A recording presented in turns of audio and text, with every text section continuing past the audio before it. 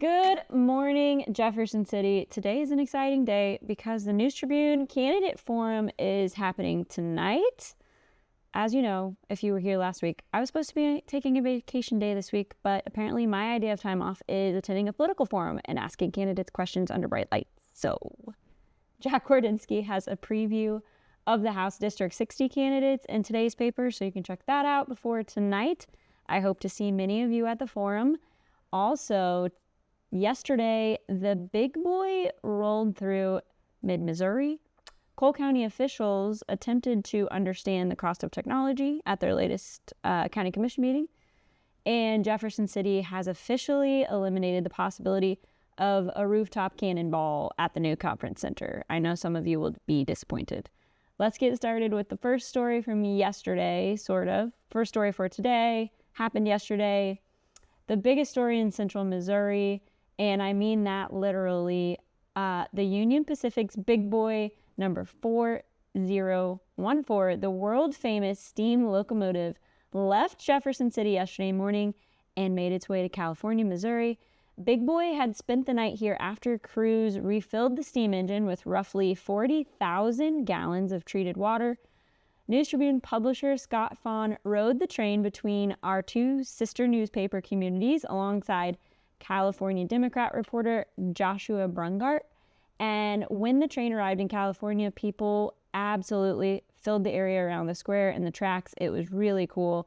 There were families, children, lifelong train enthusiasts, and many of them stopped me.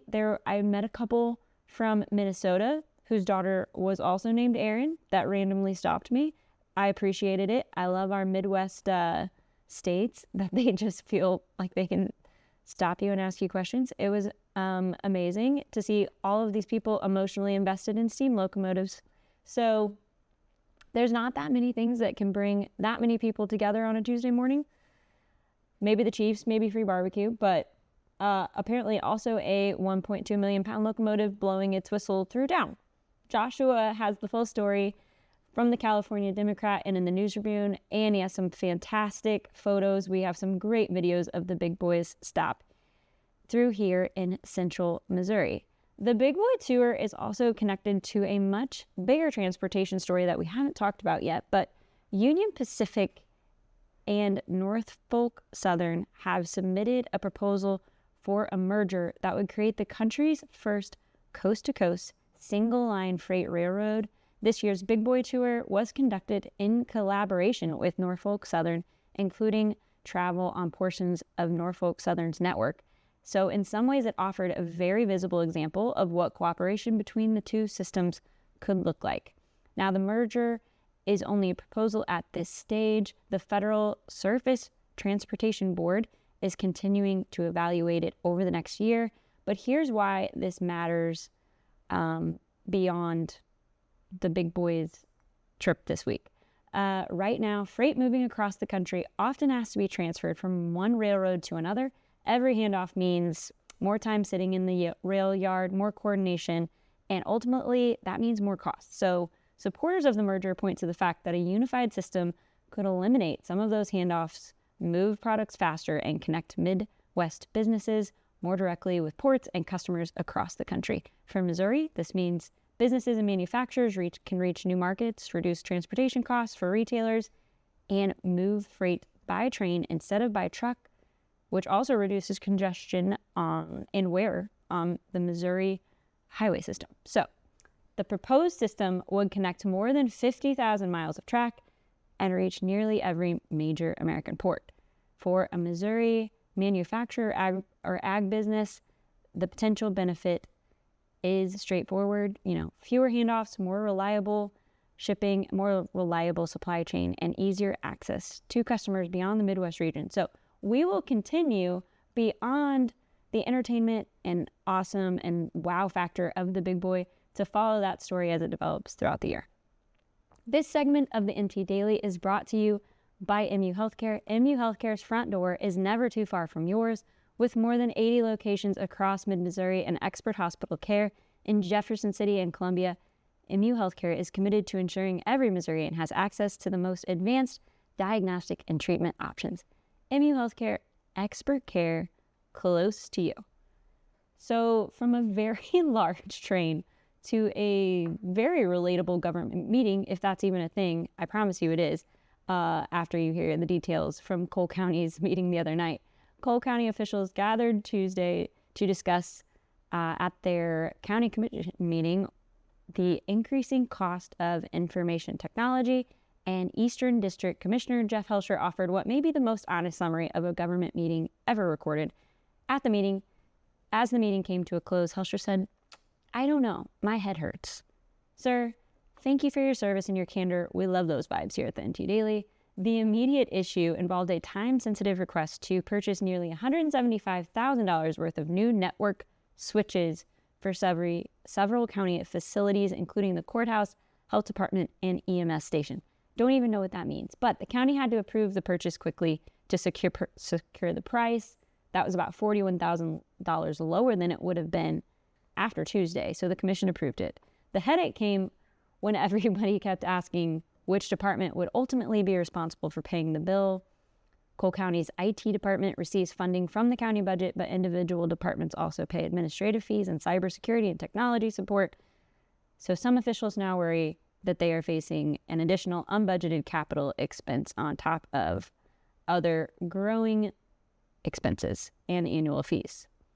The county IT budget increased from about $830,000 in 2024 to over $1 million to $1.27 million this year.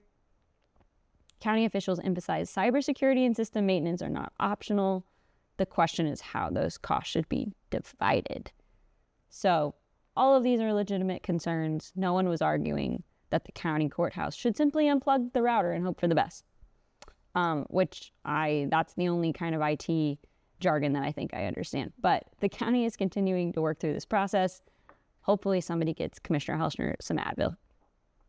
The new weekly specials begin today at Hen House Fresh Foods, an NT Daily sponsor. And apparently this week's theme is feed everybody you know. Whole boneless pork loins are $179 a pound. Family packs of chicken drumsticks and chicken thighs are $129 a pound. They have fresh brats and beer brats, and USDA choice Casey strip steaks are $13.99 a pound. On the produce side, seedless watermelons, blueberries, and avocados are on the special this week.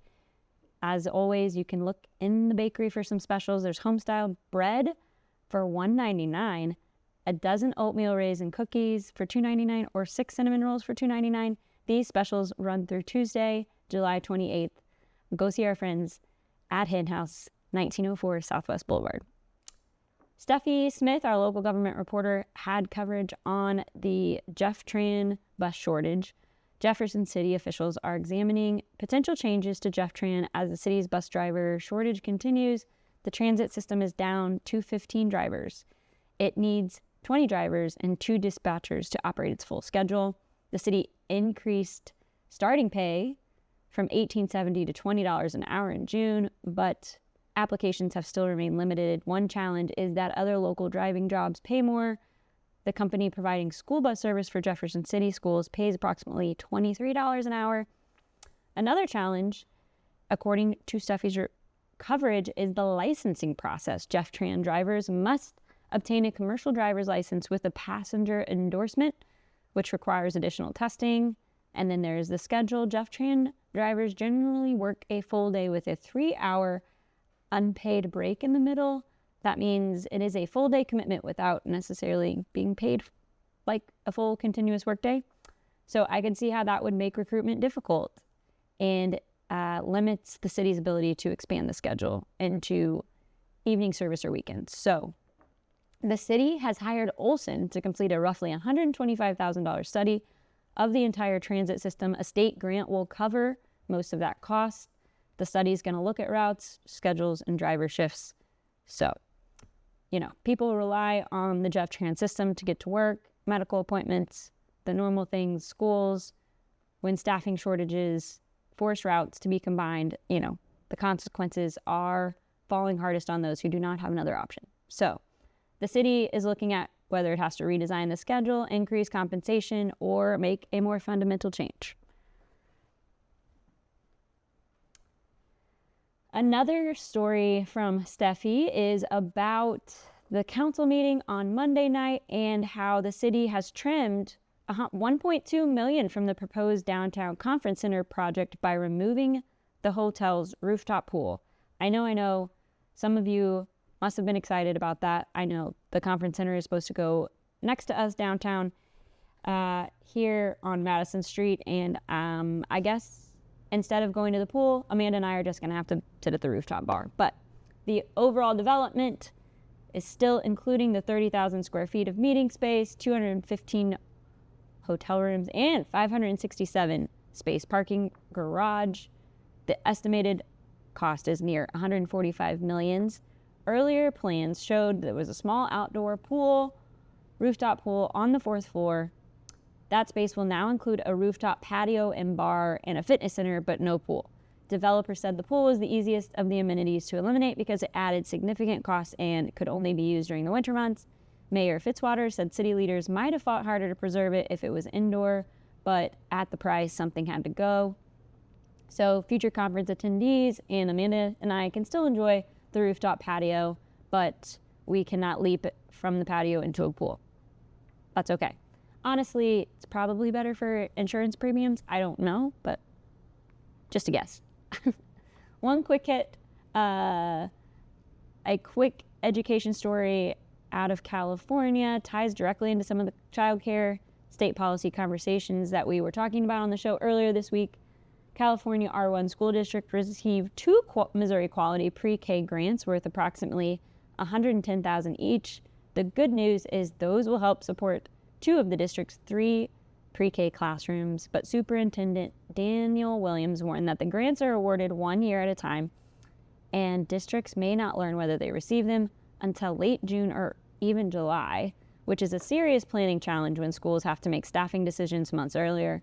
California's 3 pre-K classrooms cost approximately $330,000 a year to operate, so the district estimates that current student funding generates only about $240,000, which leaves a significant gap. So the grants help, but that's not necessarily the stable recurring funding source that they need to plan a long-term early childhood program. So everyone agrees these programs are important. Families need them. Schools see many benefits, long-lasting benefits, but the funding right now is temporary, complicated, or announced after programs have already had to make major decisions. Makes it very difficult to build something dependable. Just another state education policy that we gotta continue keeping track of here on the NT Daily. Before we wrap up today, I did want to make a note about hot take or hot mess since we haven't had one recently. And the subject today really is the opinion page. We finally received a new kind of local column submission. Does it technically count as an opinion column? Not exactly. It was more an introduction to someone who is going to become a regular columnist. But you know what? Hot take. I'm going to take it. Every columnist has to begin somewhere. We need more writers. Nobody can emerge with 900 words about property taxes, traffic circles, how no one on Missouri Boulevard knows how to make a left turn.